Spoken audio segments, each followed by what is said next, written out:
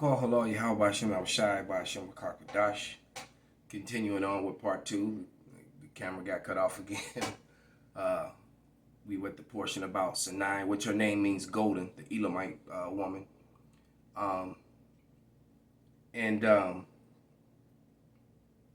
She had never heard, she had never really put the two together. That, Esau and Edom being red and white people, and it all made sense to her. She said, like, they really are red, and like they say they have red necks, but it's not just their necks, but their faces, their cheeks, their noses. They're red people. And I was like, she said, I never, and I said, yeah, and the Bible says that they're the wicked, and that they and basically the Bible is going to do, the Lord said he's going to eventually do away with them and their grip on the earth. Said the earth was given into their hands. And I quoted Job 9:24, and she was in complete and total agreement because she was a Harvard grad. She actually took a couple Christian classes while she was there. So we had a very interesting conversation because you know what? And when she came and sat down, I was listening to the Silver Report, and and it was up kind of loud because I was in show. She was like, "Wow, that's what are you listening to?" And that's what started the conversation. And I broke down because she wanted to know who it was that was speaking. So I gave her the info so she could go and listen to him herself. And I said, well, he's given a chronicle timeline of the fall of America. He's been telling you a lot of things before they happen, and they've been happening. But anyway, let's get back into the book. And we were talking about the classifications and how Esau likes to classify people. After the reading of Revelation 12 and 10. All right, and let's get back into the book. And the next portion, it says, all evidence reviewed in our 4 volumes of ancient Black Hebrew show the ancient Israelites were a black people. Abraham was the ancestor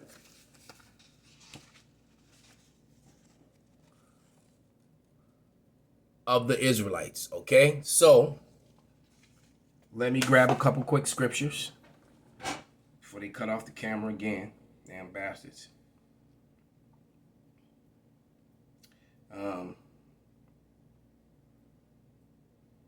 Man, you still got a lot to pay for. I'm telling you, all those button pushers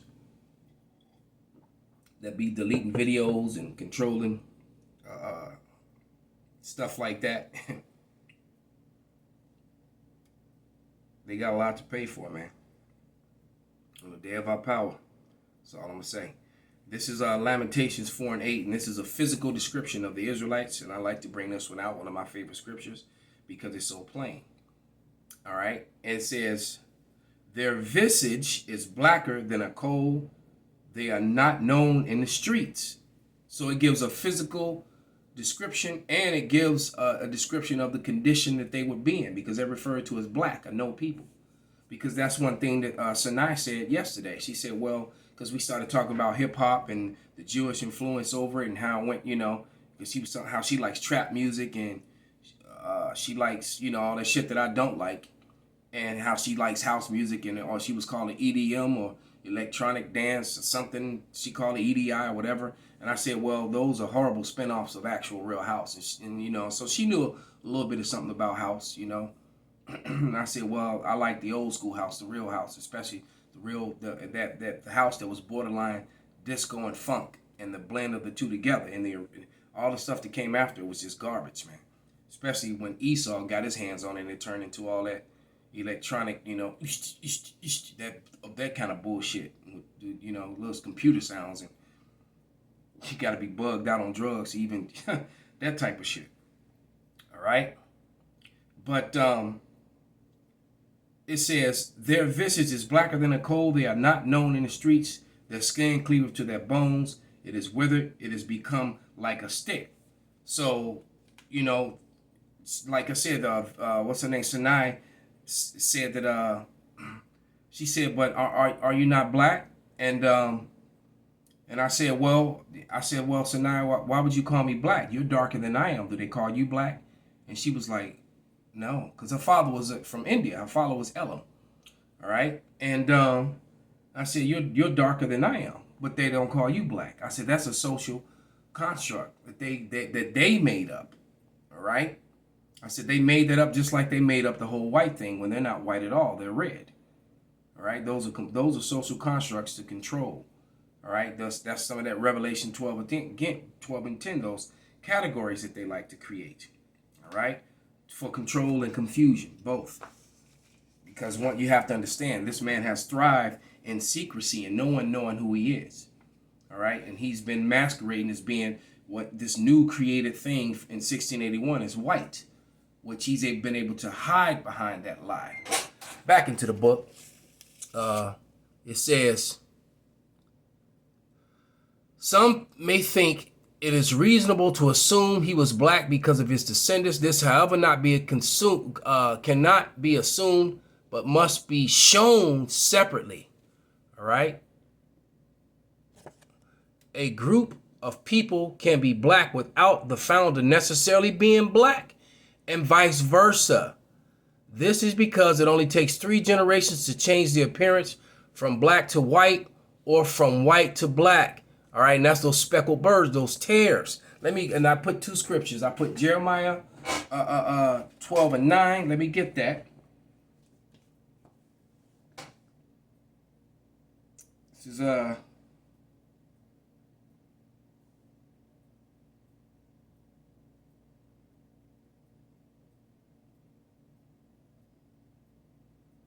Jeremiah 12. Oops.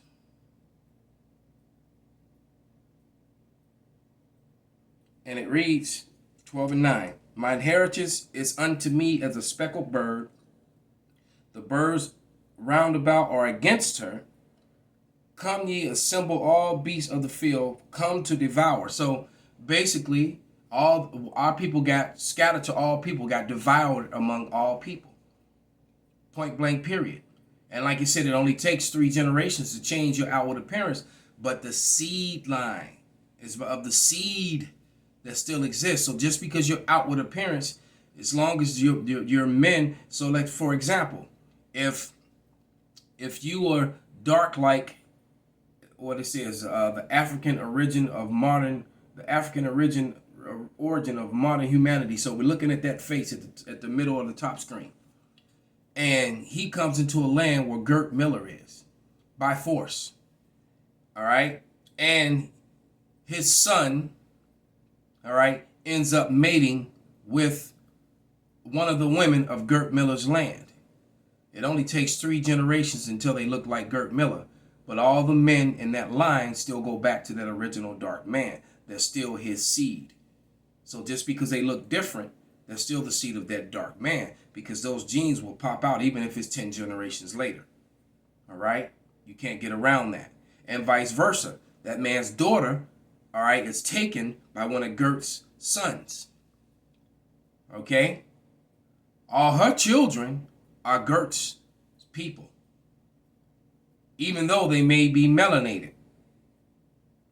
You know, some of them come out still brown, but nevertheless, 3-4 generations, and they completely look like Gert now. And the truth of the matter is, they are Gert's people because they came. That's the seed line that they came from, including any of them that might still come out melanated. You understand? And so people have a hard time with that. That's, with these BOIs or trying to distinguish people by color. So Gert just made that very clear, that you cannot identify anyone by the color of their skin, because for all we know, Gert himself, okay, could be from one of those Danes, those original Danes, or people in Ireland and Iberia, because all those people were dark originally. You see, Edomites conquered that land and came back into control, in the Renaissance, and they took over Scotland, Ireland, because all through the Dark Ages they weren't there. They weren't the ruling class people there. All right, the few of them that were among them were serfs, and that women were wenches and concubines and harems and things like that by the Moors. All right, how do you think slavery was so brutal? Slavery was also them taking revenge for the destruction for the fall of Rome, right? Because Rome was taken down by brown men, Israelite men, and took it over. That's when it went from being the pagan Roman Empire into the Holy Roman Empire. All right. And then Esau, through the Bozier family, got dominion over Europe again, got dominion of over the Catholic Church. That's why you have icons on the screen of the Black Madonna. Dirk Miller wrote books about it. Okay, it's right there in front of you. Okay, so that's why when you start looking at art, and a lot of that art is starting to disappear off of the internet too, because we use a lot of it as evidences. But when you start looking at art, art is very important. Even as Rodin wrote in his book, Black Presence in Europe, I believe, or Blacks in Antiquity. I have that on the shelf behind me. He said that the art will give you a testament of history that the written word does not. Because Esau will write what he wants to write. And then anytime they find someone dark, in most cases, they'll just try to write them off as being African, as if those were the only dark people. No, the Assyrians, the Amorites, the Moabites, all those people were dark complected like Negroes. They just had different features and different bloodlines.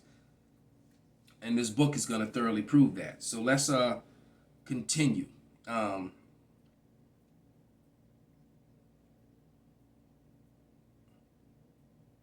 Yeah, we're going to read into the next page and then we'll stop there and then continue.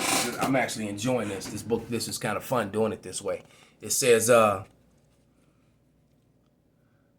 we shall look at the biblical account to see what can be learnt about Abraham from it. Where was he born? Where was his ancestral homeland?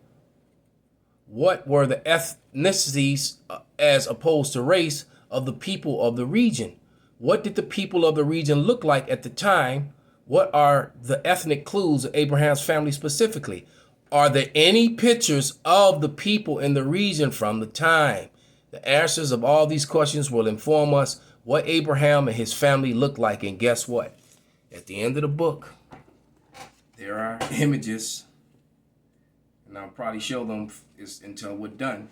There are images of the people in Mesopotamia, what you call Babylon, the Fervent Crest, that area. There are people and images from the people at the time. And none of them were so-called white. None of them. All right. So-called white people did not come into that region until Gert Miller again, he's wearing a white shirt, until Alexander of Macedon took it over. All right. That's when they took over Greece and started and called themselves Greeks. That's written also in Snowden's book, Blacks in Antiquity, and that's also written in the Josephus. All right. So this is where the confusion comes in. The confusion comes in, which is why the Apocrypha was moved from the Bible, was removed by the Bible Destruction Group. Because the Bible, because the Apocrypha chronicles when the when the so-called white man took over Greece and started calling themselves Grecians, and now they masquerade today as Europeans when they are not. All right, they cleave to the Irish heritage, they cleave unto the Brit and the Scots, and they're proud of their lie when they're not the people at all, except for them who go back to that original seed. You know, because you got a lot of Israelite camps that get mad because the Spirit will tell. When we'll call an Irish guy a Jake, we'll say that he's one of us or a real Scot. The spirit, Jake has a spirit on him that you can't fake Jake and you can't hide it, even when they're stuck in a body like Gert's. All right, and not saying that Gert is, because somebody will say it, some dumbass will say that. Didn't say that at all, but sometimes that happens. You know, you'll look, so you can't judge a book by its cover. You literally have to test the spirit by the spirits, as the scripture says. All right. So we're gonna stop right there, and we're just gonna continue in this in this same matter. So with that, I'm going to give all praises, all glory, and honor unto Yahweh, Ba'Shem Abishai, Ba'Shem Ruach Kodesh, Wa Abba Baba, and Shalom.